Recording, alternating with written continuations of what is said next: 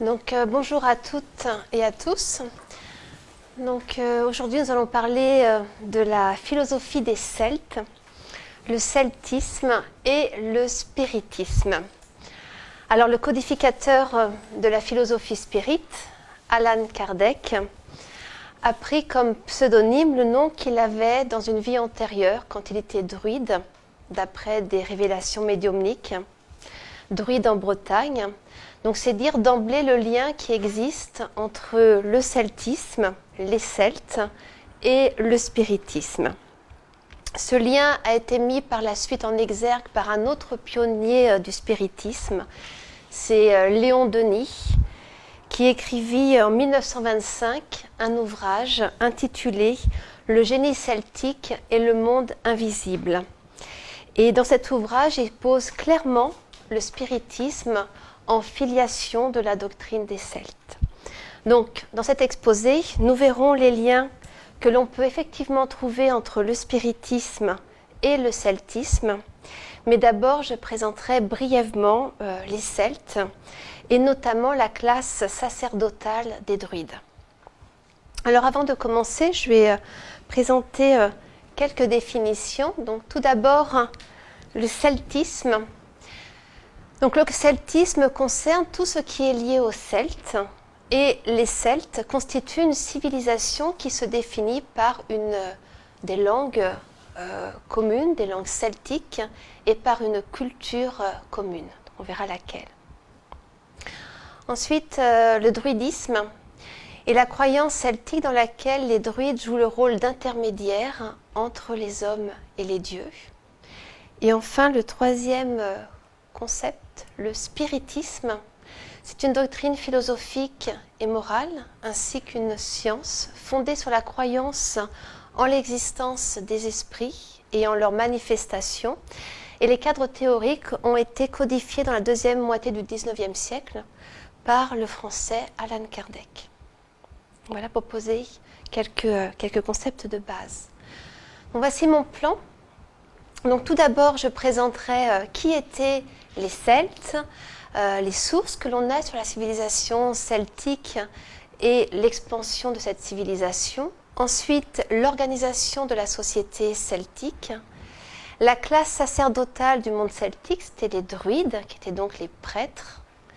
Et enfin, donc dans un deuxième temps, les points de convergence entre le druidisme et le spiritisme, d'après l'œuvre de Léon Denis. Donc là, il y aura trois sous-parties. D'abord, je présenterai l'objet de l'ouvrage « Le génie celtique et le monde invisible ». Ensuite, la question du divin, de l'immortalité de l'âme et de la réincarnation chez les Celtes et en regard dans le spiritisme. Et enfin, les communications qui ont été données par l'esprit d'Allan Kardec concernant le celtisme qui se trouve à la fin de l'ouvrage de Léon Denis. Alors, donc tout d'abord, la civilisation des Celtes et les sources que l'on a sur la civilisation des Celtes et leur expansion. Donc on a de très nombreuses sources historiques qui traitent des Celtes. Les sources principales émanent du monde grec ancien, avec des hommes comme Polybe, Posidonios d'Apamée, Strabon, Denis d'Halicarnasse qui ont écrit sur les Celtes, mais aussi les Romains, et notamment Jules César. César a conquis la Gaule et il a écrit La guerre des Gaules où il parle de cette civilisation des Celtes, même s'il cherche à la dévaloriser pour faire son propre éloge. Ensuite, on a Tite-Live et Pline l'Ancien qui ont parlé des Celtes. Donc voilà pour les sources historiques majeures. Il y en a d'autres que je ne cite pas. Nous avons également quelques textes écrits en langue grecque, étrusque et en langue romaine, des inscriptions, sachant que les Celtes avaient essentiellement une culture orale. Donc on a très très peu de textes celtes. Ils utilisaient une écriture sacrée, l'écriture ogamique, mais ils n'ont pas écrit leur histoire, car pour eux, leur civilisation était essentiellement orale. L'écrit restait dans le domaine du sacré. Toutefois, donc, à partir du 7e siècle après Jésus-Christ, les Gallois et les Irlandais mettent par écrit des récits héroïques et des récits mythologiques du monde celte. Donc on a des récits qui datent on va dire, du Haut Moyen-Âge, qui permettent de connaître la philosophie, la mythologie des Celtes. Et puis nous avons l'archéologie. Donc nous avons plusieurs sites archéologiques qui ont été fouillés, notamment au XIXe siècle. C'est le cas du site de Hallstatt, de l'Athènes dans le Jura suisse et Alésia près de Vix. Sous Napoléon III, notamment, ces sites ont été fouillés donc dans la deuxième moitié du XIXe siècle. Et aujourd'hui, les fouilles se perpétuent. Il y a de très nombreuses fouilles archéologiques et les connaissances sur le monde celtique sont de plus en plus importantes. Alors, pour de nombreux chercheurs, le noyau de la civilisation des Celtes, eh bien, c'est ce que l'on voit ici en violet un petit peu foncé, rose foncé, c'est cette Europe centrale. Et de ce noyau celtique, il se serait répandu en Bretagne, en Gaule, dans la péninsule ibérique et on verra même dans la vallée du Danube.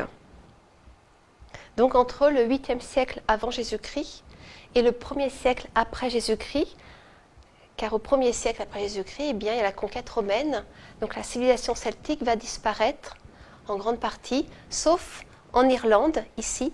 L'Irlande restera une terre celtique jusqu'au 5e siècle après Jésus-Christ. Elle n'a pas été envahie par les Romains.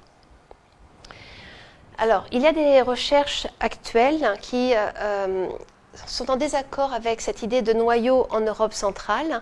Des chercheurs américains, des archéologues comme John Cock et Barry Cunliffe pensent que le noyau celtique, ce serait l'arc atlantique, donc de la Manche jusqu'à toutes les côtes atlantiques de la Gaule et de la péninsule ibérique. Ce serait là où serait apparue la civilisation celtique à proprement parler, et cela en 1200, dès 1200 avant Jésus-Christ, donc l'âge du bronze, sachant que dans cet arc atlantique, il y avait de l'étain qui est nécessaire à la fabrication du bronze. Voilà donc pour les hypothèses du noyau de la civilisation celtique.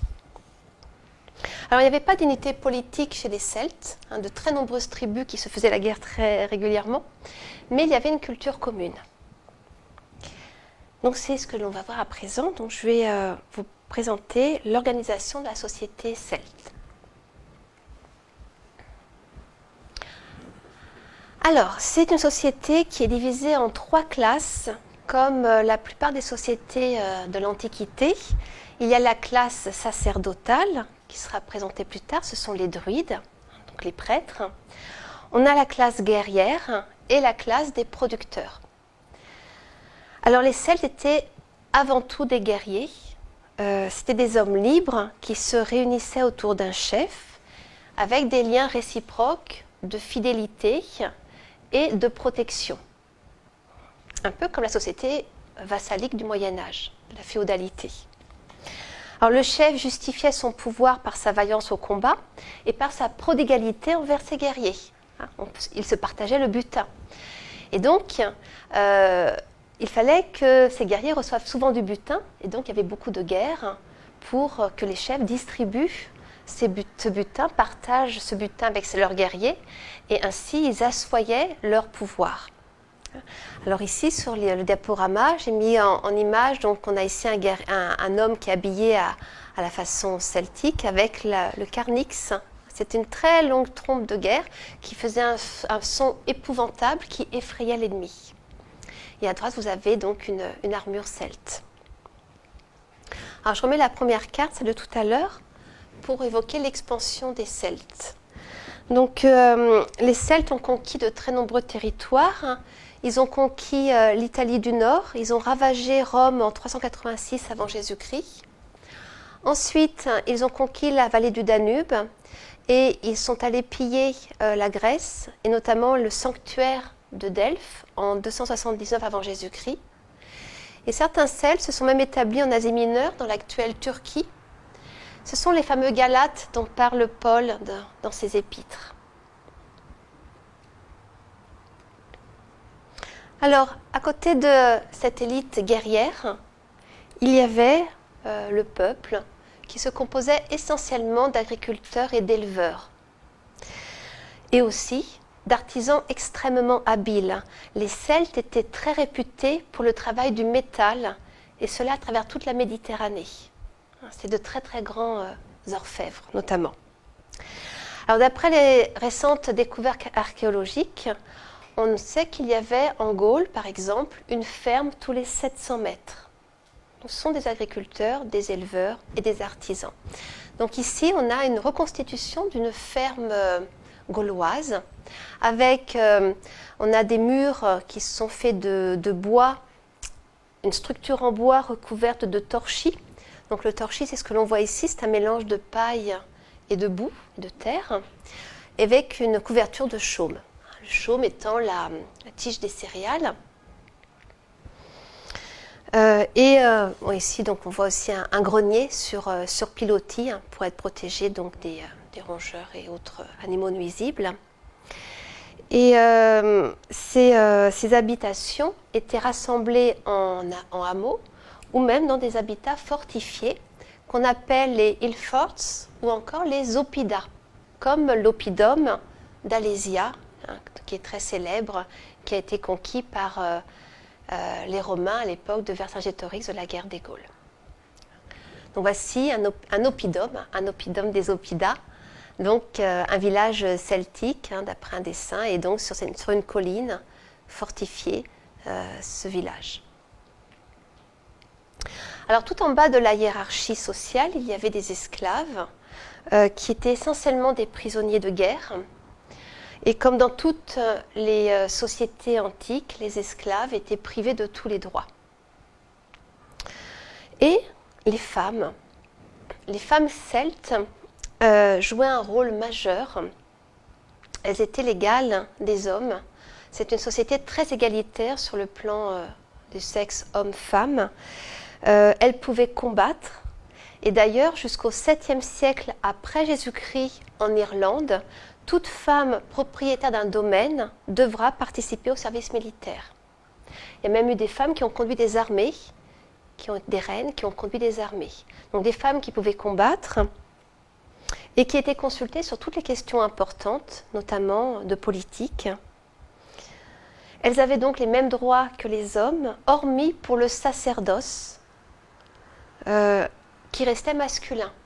Il n'y avait pas véritablement de druidesse. Il y avait les druides et, par contre, les femmes pouvaient avoir accès à la divination, à la vision prophétique. Elles pouvaient être prophétesses. Donc c'est ce qui nous amène à traiter de la classe sacerdotale des druides.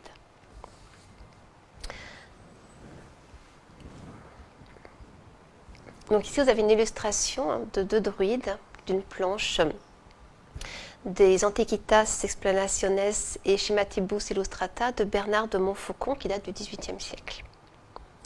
Alors en celtique, le mot druide, ça veut dire très savant, très brillant.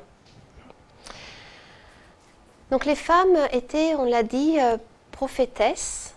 Elles avaient accès à la divination. Il y avait aussi de nombreuses femmes poétesses, mais pas de druidesses qui pratiquaient le sacrifice ou qui célébraient des rites, ou encore ayant charge d'enseignement, ou bien assistant les rois. Alors les attributions du druide étaient extrêmement nombreuses. Je vais énumérer toutes les attributions des druides, sachant qu'Allan Kardec a été druide en Bretagne, d'après des révélations médiumniques. Alors, tout d'abord, le druide devenait prêtre au terme d'une très longue initiation, s'étendant sur 15 à 20 ans. Il était un intermédiaire entre les dieux et les hommes, lesquels étaient représentés par le roi. Et en tant que ministre de la religion, il procédait à tous les rites cultuels, et notamment les sacrifices. Il était également doué du pouvoir de divination. Donc il y avait des sacrifices d'animaux, en société celtique, mais aussi il y a eu malheureusement des sacrifices humains, qui étaient cela dit rares.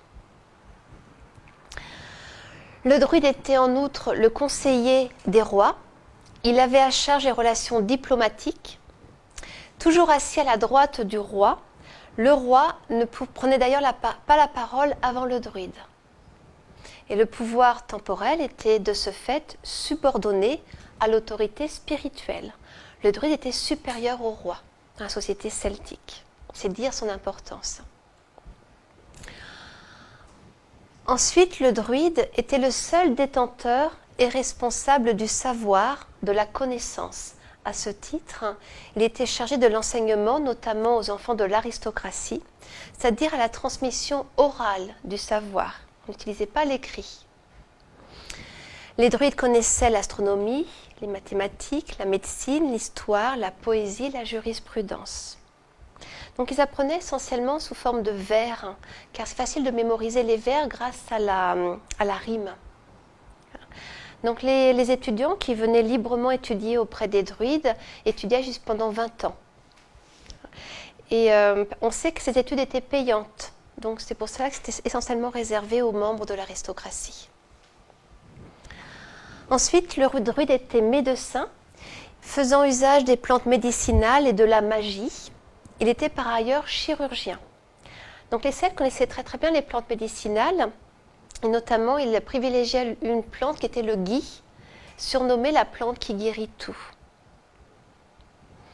Donc je continue dans les attributions très nombreuses, vous le voyez, des druides. Donc le druide était magicien, et à ce titre il avait des pouvoirs surnaturels sur les éléments naturels, comme celui de créer des brouillards, de soulever des tempêtes, de se rendre invisible, d'édifier des haies infranchissables. Alors pour cela, on a accès aux sources irlandaises. Alors, évidemment, il y a une part de mythologie là-dedans, d'exagération probablement, mais en tout cas, les druides avaient un pouvoir sur les éléments naturels. Dans la société celtique, le domaine juridique faisait partie de la théologie. Donc c'est pourquoi le druide était également juriste et juge. Il pouvait exclure du corps social une personne en lui interdisant la participation au sacrifice. Si une personne n'avait pas le droit de participer au sacrifice, elle était exclue du corps social. Et enfin, le druide organisait le calendrier et la vie religieuse qui était centrée autour de 4 grandes fêtes. Alors Samin, qui ouvrait la période de la saison sombre. Chez les Celtes, il y a 2 saisons. Il y a la saison claire et la saison sombre. Donc Samin, c'est le 1er novembre, qui ouvre la saison sombre. C'est une période où le temps s'arrêtait entre 3 et 6 jours, entre l'année qui s'achevait et celle qui commençait. Et dans cette brèche, les communications avec le Cid étaient possibles. Alors le Cid, on l'étudiera tout à l'heure, on verra ça, c'était le monde de l'au-delà, le monde spirituel, le monde des morts. Et donc, c'était une période privilégiée pour communiquer avec les esprits. Et donc, il y avait parfois des messagères célestes qui venaient se communiquer aux vivants. Et certains avaient accès, par la vision spirituelle, ils pouvaient voir cet au-delà, ce Cid, et le décrire. Ensuite, on a un bolk, le 1er février, où avaient lieu des lustrations, c'est-à-dire des purifications par l'eau, pour débarrasser la communauté des souillures de l'hiver. Ça correspondait au Lupercal des Romains. Ensuite, Beltane. Alors, Beltane, c'est l'adoration du dieu Lugh, le dieu du soleil, sous sa forme solaire, justement, Bel, le dieu Bel, qui avait lieu le 1er mai. C'était la fête des druides, qui marquait le début de la saison claire et des activités guerrières. À ce moment-là, ils allumaient de grands feux et on faisait passer les troupeaux et les gens entre les bûchers pour demander au dieu la fécondité des troupeaux et la fécondité des femmes pour avoir des enfants. Elle sera après christianisée, cette fête. Ce sera la fête du 1er mai, la fête de mai, et aussi des feux de la Saint-Jean. Et enfin, Lugh-Nassa, donc c'est l'adoration là, de Lugh sous sa forme royale, qui était célébrée le 1er août et qui marquait le temps de l'abondance, marqué par les nouvelles récoltes. Et on célébrait le pouvoir royal. Il y avait des jeux, des banquets en terre celte. Donc toutes ces fêtes s'accompagnaient de sacrifices et de festins. Lorsque l'on sacrifiait un animal, eh bien, sa chair était consommée sous forme de banquet. Alors, la société celtique était une société éminemment religieuse, comme en témoigne donc l'importance accordée aux druides. Donc voilà pour cette présentation brève de la civilisation celtique. Après, si vous avez des questions, j'approfondirai certains points si vous le souhaitez, hein, dans la mesure de mes capacités, étant donné que je ne suis pas non plus une chercheuse dans ce domaine-là, ce n'est pas ma spécialité. Alors, cette civilisation celtique a fait l'objet d'un grand intérêt à partir du XVIIIe siècle, dans le cadre de l'émergence des nationalismes. Au XVIIIe siècle et surtout au XIXe siècle, les peuples en Europe se forgeaient une nouvelle identité nationale. C'est l'époque où, par exemple, en France, on va prendre les Gaulois comme les ancêtres véritables des Français. Nos ancêtres, les Gaulois. On va rejeter les Romains, rejeter les Francs qui sont venus après. Et le spiritisme, qui donc émerge au XIXe siècle, va se revendiquer de cette filiation celtique. Et notamment Léon Denis, qui écrivit en 1925 « Le génie celtique et le monde invisible ». Donc on va voir à présent pour quelles raisons Léon Denis écrivit cet ouvrage sur le celtisme, et par là les liens qui existent entre la philosophie des Celtes et la philosophie spirite. Donc je passe à ma deuxième partie, la philosophie des Celtes et la philosophie spirite. Tout d'abord, Léon Denis, le génie celtique et le monde invisible. Alors Léon Denis, je ne sais pas si vous le connaissez, ceux qui ont lu ses ouvrages, c'est vraiment un auteur merveilleux qui a écrit des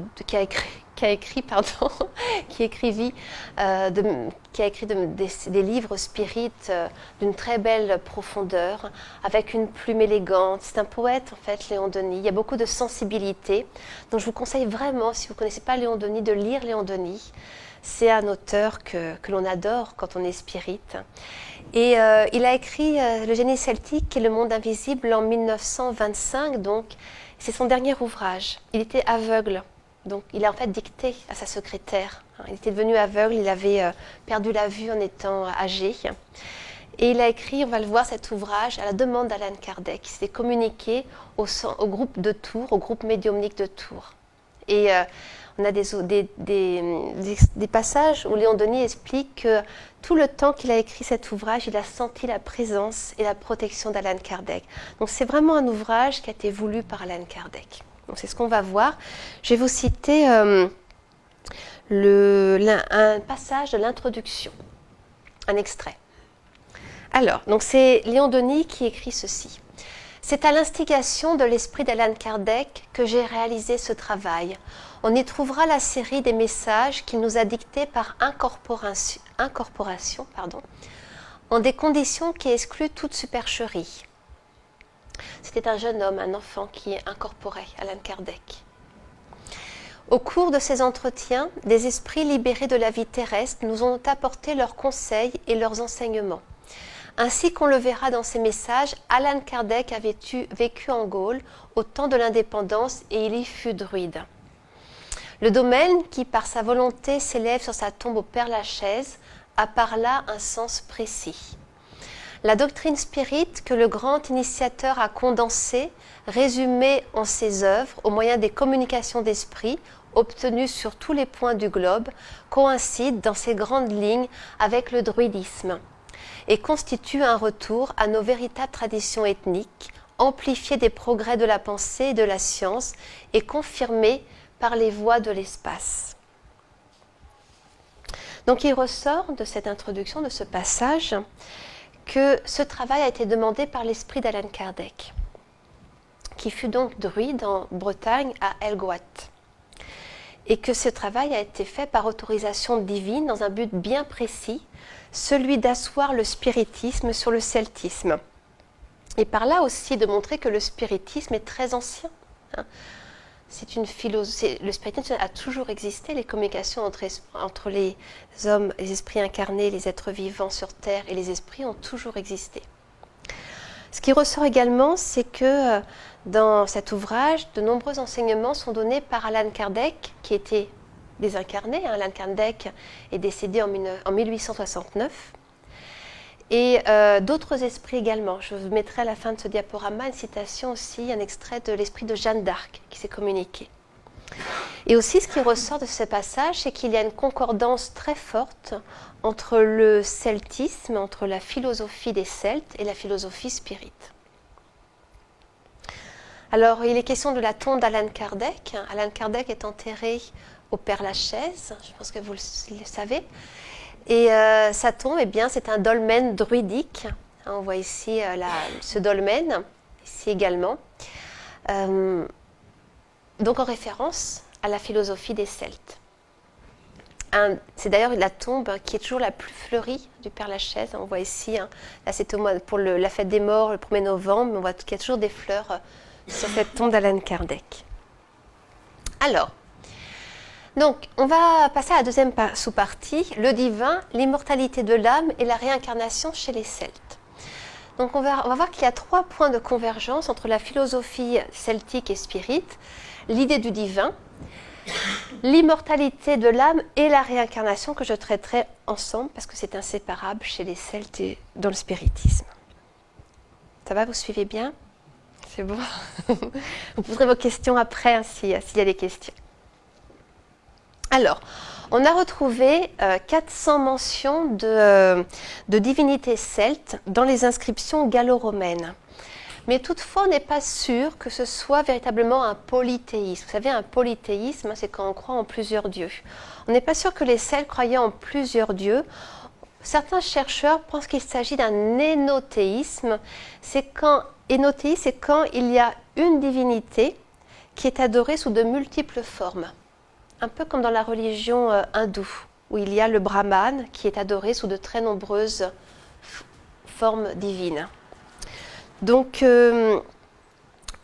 peut-être que c'était le seul dieu Lugh, le dieu de la lumière, le dieu solaire, qui était vénéré sous de multiples formes.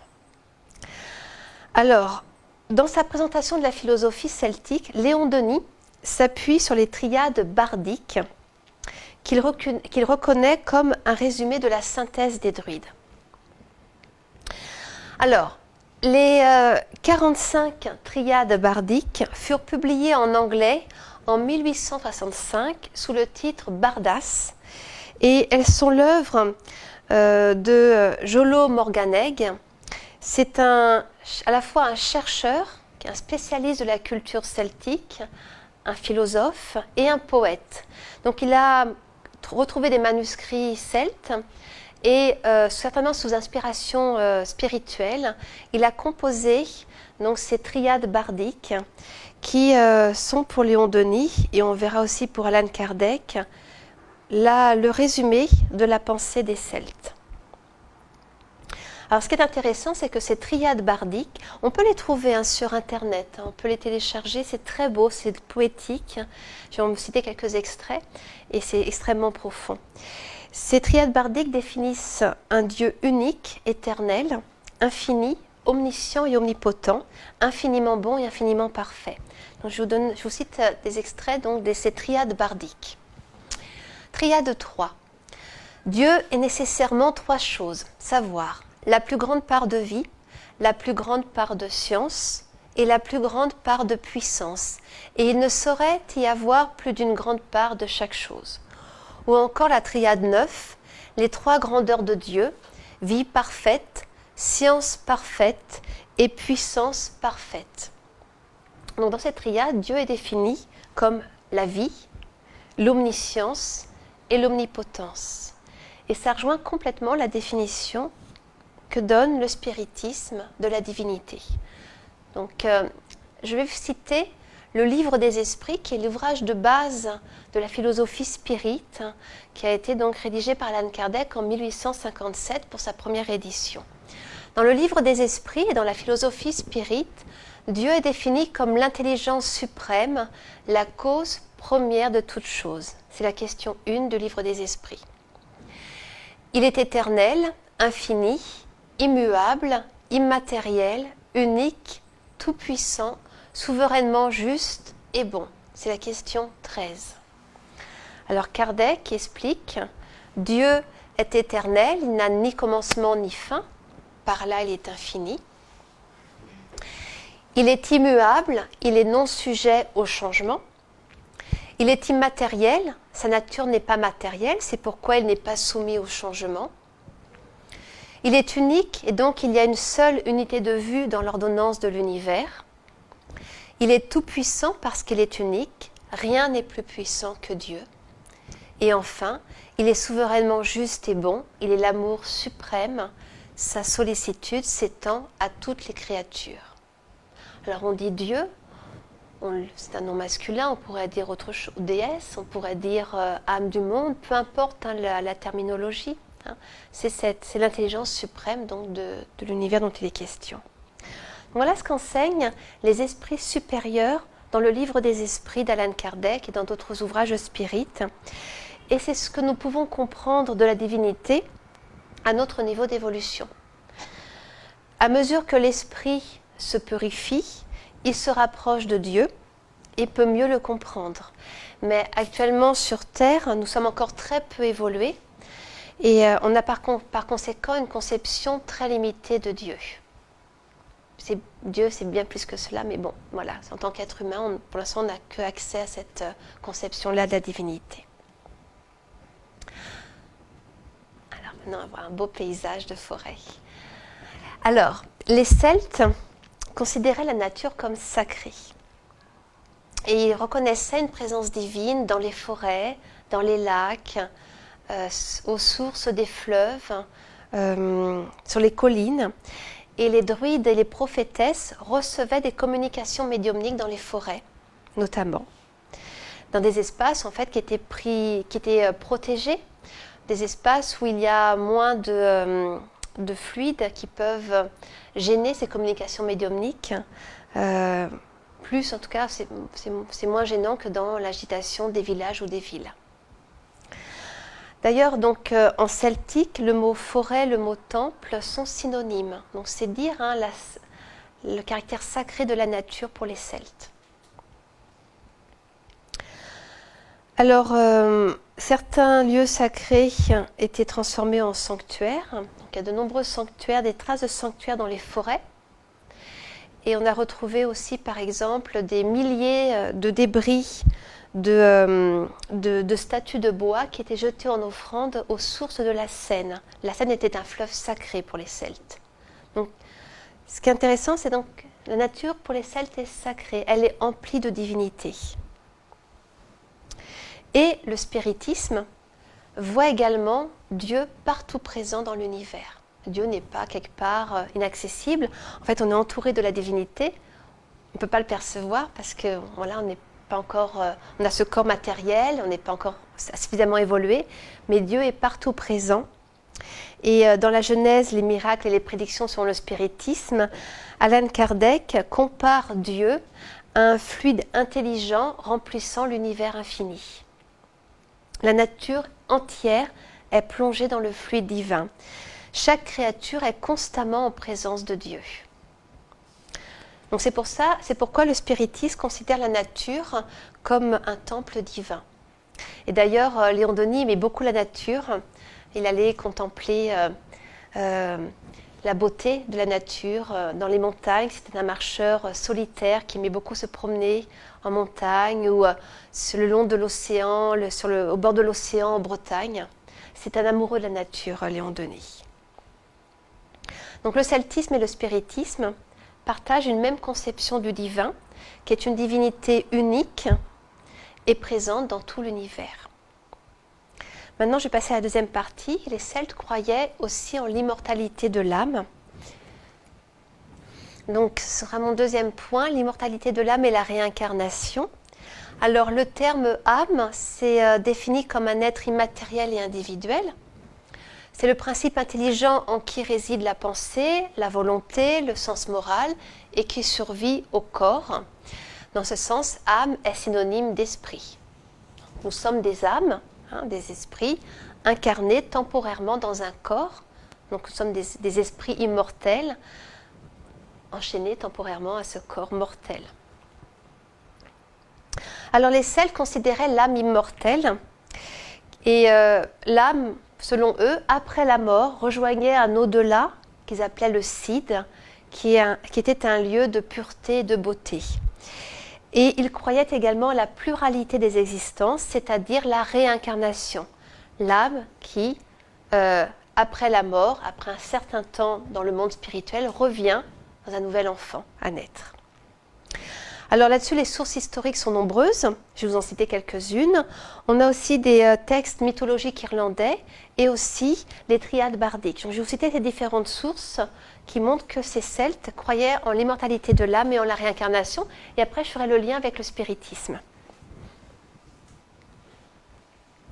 Alors, on revient à César. Donc César, Jules César, dans la guerre des Gaules, au chapitre 6, écrit « Ce dont il parle ici des druides, cherche surtout à persuader, c'est que les âmes ne périssent pas, mais passent après la mort d'un corps dans un autre. Cela leur semble particulièrement propre à exciter le courage en supprimant la peur de la mort. »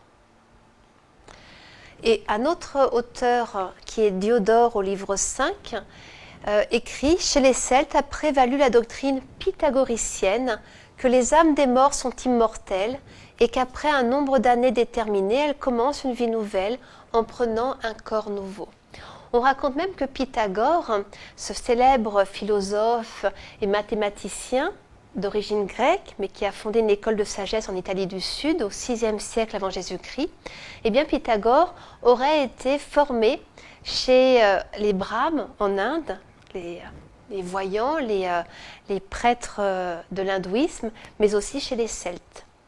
Et les Grecs et les Romains considéraient les Celtes comme de très grands philosophes. Donc voici donc les traces de cette croyance en la réincarnation chez les Celtes dans les auteurs antiques. Maintenant, un autre texte un peu plus long, je vais vous faire lire un petit peu, qui est le chant du Taliesin, qui a été mis par écrit donc au XIVe siècle, qui est cité par Léon Denis. Alors, existant de toute ancienneté au sein des vastes océans, je ne suis point né d'un père et d'une mère, mais des formes élémentaires de la nature, des rameaux du bouleau, du fruit des fruits, des fleurs de la montagne. J'ai joué dans la nuit, j'ai dormi dans l'aurore, j'ai été poisson dans le lac, aigle sur les cimes, loup cervier dans la forêt. Puis, marqué par Guyon, l'esprit divin, par le sage des sages, j'ai acquis l'immortalité. Il s'est écoulé bien du temps depuis que j'étais pasteur. J'ai longtemps erré sur la terre avant de devenir habile dans la science. Enfin, j'ai brillé parmi les chefs supérieurs, revêtu des habits sacrés. J'ai tenu la coupe des sacrifices. J'ai vécu dans 100 mondes. Je me suis agité dans 100 cercles. Voilà un texte qui témoigne aussi de cette croyance en l'immortalité de l'âme et en la réincarnation chez les Celtes. Donc les textes mythologiques irlandais du Haut Moyen-Âge décrivent également le Cid. Le Cid, ça veut dire la paix. C'est donc l'au-delà où séjournent les esprits immortels, selon les Celtes. Ce Cid enveloppe le monde des vivants. C'est un lieu d'harmonie et de joie où tout est beau et éternellement jeune. Tous les esprits se présentent sous des formes jeunes. C'est pour les Celtes un lieu où les héros qui étaient morts au combat banquettent éternellement, au son de musique délicieuse. On y trouvait, selon les Celtes, des palais de cristal. Et ce monde des morts s'ouvrait au monde des vivants en certains lieux. On l'a vu avec sa main, le 1er novembre, en certaines dates, et en certains lieux, notamment les lacs et les îles.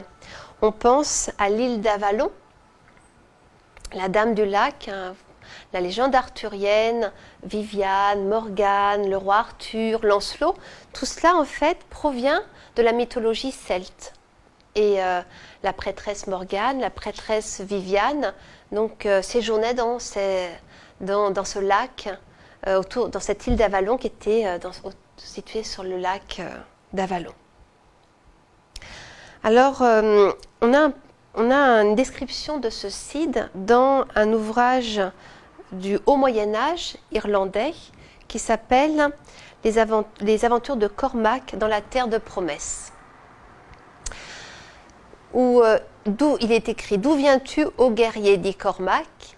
Et le guerrier répond « D'un pays où il n'y a que la vérité, et où il n'y a ni âge, ni déclin, ni obscurité, ni mal, ni envie, ni jalousie, ni haine, ni méchanceté. » Donc là, il décrit le Cid, l'au-delà des Celtes. Donc ce qui ressort de ce que je vous ai lu, c'est que pour les Celtes, l'âme est immortelle, elle ne périt point. Le monde des esprits est un monde heureux, harmonieux, beau, et que l'âme, après la mort, passe d'un corps dans un autre. C'est le principe de la réincarnation, c'est-à-dire le retour de l'esprit à la vie corporelle. Alors la doctrine spirit qui a été codifiée par Allan Kardec enseigne également l'immortalité de l'âme, comme vous le savez, hein, pour vous tous, hein, je pense. Et les nombreuses manifestations spirites apportent la preuve, hein, les communications des esprits apportent la preuve de cette immortalité de l'âme. Je vous cite le livre des esprits, au livre 2, chapitre 3, sur l'âme après la mort, question 149. Que devient l'âme à l'instant de la mort ? Les esprits répondent, elle redevient esprit, c'est-à-dire qu'elle rentre dans le monde des esprits qu'elle avait quitté momentanément. Par contre, d'après les communications spirites qui ont été reçues tout au long du XIXe siècle, au XXe siècle et encore aujourd'hui, l'au-delà, le monde spirituel, n'est pas seulement un monde merveilleux où tout est beau et tout est harmonieux. En fait, il existe une infinité de plans spirituels, c'est-à-dire de lieux dans le monde spirituel. Il y a des plans spirituels magnifiques. On sait qu'il y a des plans qui sont baignés de lumière divine, qui sont étincelants de beauté, où il y a des paysages magnifiques, des esprits évolués moralement accèdent à ces plans.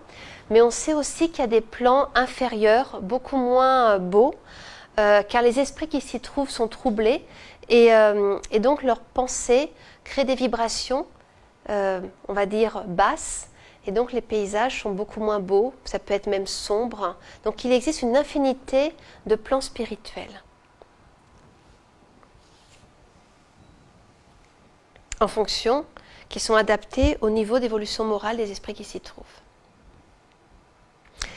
Donc par contre, la réincarnation est un enseignement commun à ces deux doctrines. Je vais citer maintenant encore le livre des esprits concernant la réincarnation. Question 166 du livre des esprits. Comment l'âme qui n'a point atteint la perfection pendant la vie corporelle peut-elle achever de s'épurer ? Ça, c'est la question que pose Allan Kardec. Et les esprits répondent en subissant l'épreuve d'une nouvelle existence. Comment l'âme accomplit-elle cette nouvelle existence ? Est-ce par sa transformation comme esprit ? Ce à quoi ils répondent, l'âme en s'épurant subit sans doute une transformation, mais pour cela il lui faut l'épreuve de la vie corporelle. L'âme a donc plusieurs existences corporelles. Oui, tous nous avons plusieurs existences. Et enfin, question 167 du livre des esprits, quel est le but de la réincarnation ? Expiation, amélioration progressive de l'humanité. Sans cela, où serait la justice ? Donc l'expiation, ça veut dire que l'esprit va souffrir ce qu'il a fait souffrir dans ses vies antérieures pour le comprendre et pour évoluer. Le but, c'est d'épurer l'âme, épurer le corps spirituel pour toujours progresser. Alors les triades bardiques développent également ces deux concepts d'immortalité de l'âme et de réincarnation. Léon Denis explique que selon les triades bardiques, il existe 3 phases ou 3 cercles de vie. Le premier, c'est Anoufn, c'est l'abaissement dans l'abîme. Le deuxième, c'est Abred, le libre arbitre dans l'humanité. Et enfin, la béatitude de l'amour parfait dans le ciel, c'est Gwynfide. Dans le livre des esprits, il est expliqué que les esprits sont créés simples et ignorants. Ils progressent au cours de très nombreuses existences, au cours desquelles ils sont soumis à la réincarnation. Donc on peut dire que ces premiers cercles, c'est le cercle de la création des esprits, la réincarnation dans les différents mondes, notamment dans l'humanité, jusqu'à ce que les esprits deviennent de purs esprits et qu'ils vivent dans des mondes divins. Donc tous les esprits créés doivent un jour devenir des purs esprits. Donc un jour nous serons des esprits de lumière, des purs esprits. Et là il s'agit donc de ces mondes de lumière que les Celtes appelaient Gwynfydd. Donc vous voyez, ça correspond vraiment avec la philosophie spirit. Donc, pour étayer ce que je disais, question 115 du livre des esprits. Parmi les esprits, les uns ont-ils été créés bons, les autres mauvais? Les esprits supérieurs répondent, Dieu a créé tous les esprits simples et ignorants, c'est-à-dire sans science. D'après cela, les esprits sembleraient être à leur origine comme sont les enfants, ignorants et sans expérience, mais acquérant peu à peu les connaissances qui leur manquent en parcourant les différentes phases de la vie. La réponse, oui. La comparaison est juste. L'enfant rebelle reste ignorant et imparfait. Il profite plus ou moins selon sa docilité. Mais la vie de l'homme a un terme et celle des esprits s'étend dans l'infini.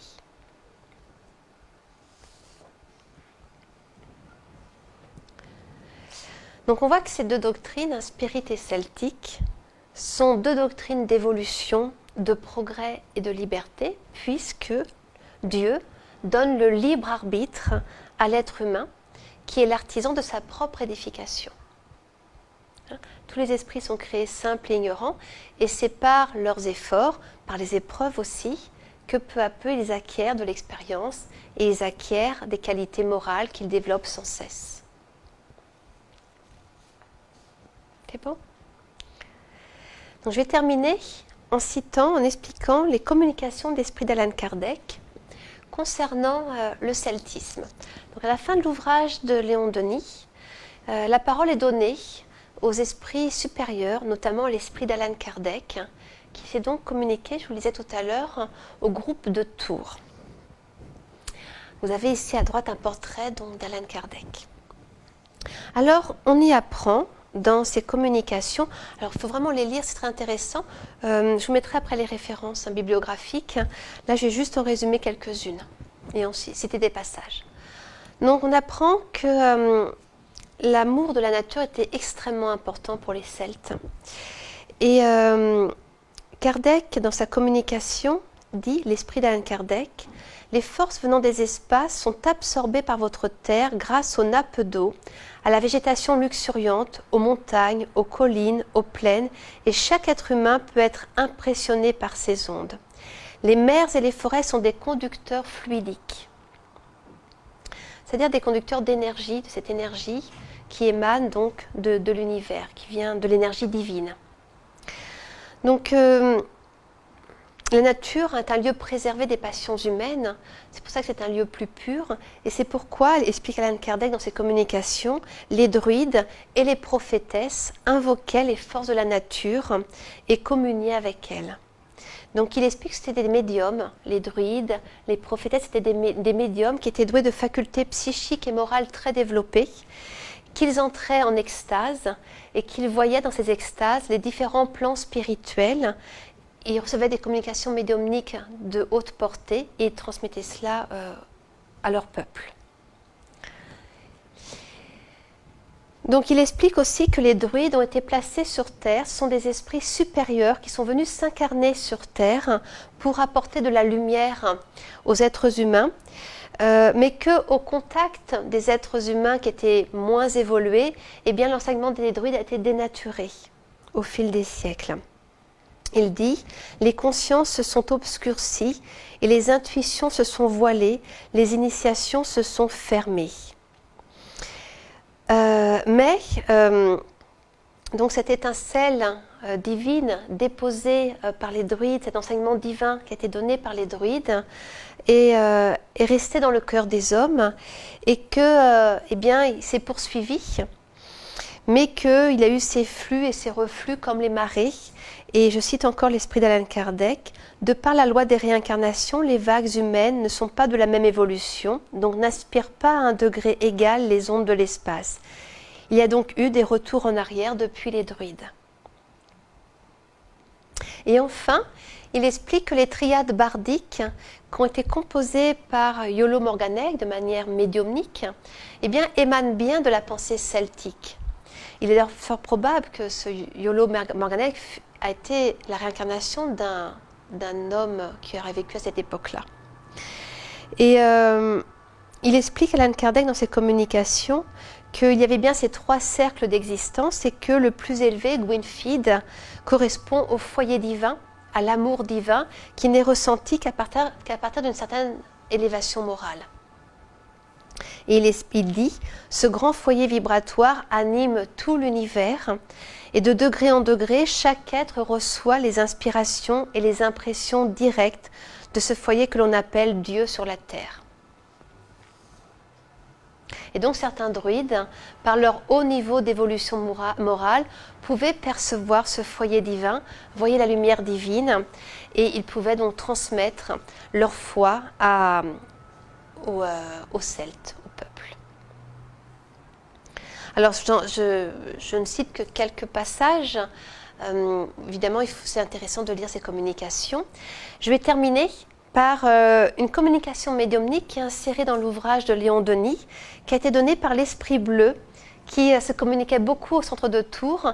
Et l'Esprit Bleu, c'est un esprit très évolué, très évolué. C'est l'esprit de Jeanne d'Arc qui protégeait ce groupe de Tours. Elle a donné cette communication suivante à la fin de l'ouvrage. Donc, Dieu est la lumière supérieure, la vie initiale, la grandeur éternelle. En étudiant, en analysant le celtisme, cette force s'accroîtra. Un désir de comprendre les lois de la vie universelle s'emparera de la créature humaine. Je désire de tout mon cœur que la foi celtique ravive l'espérance en chaque cœur humain. Et, si l'auteur de ce livre est parvenu à faire comprendre que la foi est un des mystères de la création, une étincelle de lumière divine aura touché le lecteur et lui aura fait comprendre que Dieu ne l'abandonnera jamais. Jeanne de Domrémy, donc l'Esprit Bleu. Et donc le spiritisme vient accomplir ce rôle, celui de raviver la foi en Dieu, en l'immortalité de l'esprit incarné et en sa perpétuelle progression vers le bien et vers le bonheur suprême. Donc je vous ai mis une petite bibliographie. Donc les premiers ouvrages ici sont des ouvrages historiques. J'ai mis également l'adresse d'un site internet sur les Celtes. Et enfin, donc, Allan Kardec, le livre des esprits, et Léon Denis, le génie celtique et le monde invisible. Ces ouvrages, on peut se procurer aux éditions Filman, qu'on trouve sur Internet, ou en téléchargement gratuit sur l'encyclopédie Spirit, sur le site de l'encyclopédie Spirit. On a aussi quelques ouvrages ici de Kardec qui sont en vente. Voilà, et un chêne, symbole des druides, pour vous remercier pour votre attention.